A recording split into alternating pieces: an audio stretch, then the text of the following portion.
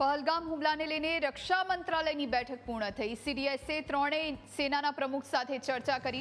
હુમલાનો જવાબ આપવાના વિકલ્પ પર ચર્ચા થઈ હોવાની જાણકારી પ્રાપ્ત થઈ રહી છે। સીસીએસની બેઠકમાં પ્રધાનમંત્રી મોદી સમક્ષ વિકલ્પ રજૂ કરવામાં આવશે। 3 કલાક બાદ બેઠક પૂર્ણ। સાંજે 6 વાગ્યે સીસીએસની બેઠક મળવાની છે।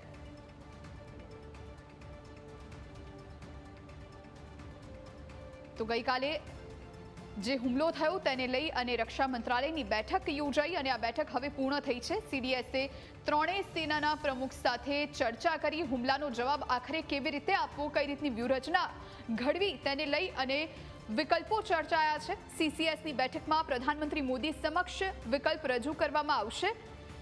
આજે બેઠક યોજાઈ હતી એ લગભગ 3 કલાક જેવી ચાલી છે અને હવે આ બેઠક પૂર્ણ થઈ છે અને આજે સીસીએસની બેઠક મળવાની છે જેમાં પ્રધાનમંત્રી પણ હાજર રહેવાના છે। એ બેઠક સાંજે 6 વાગ્યે મળશે।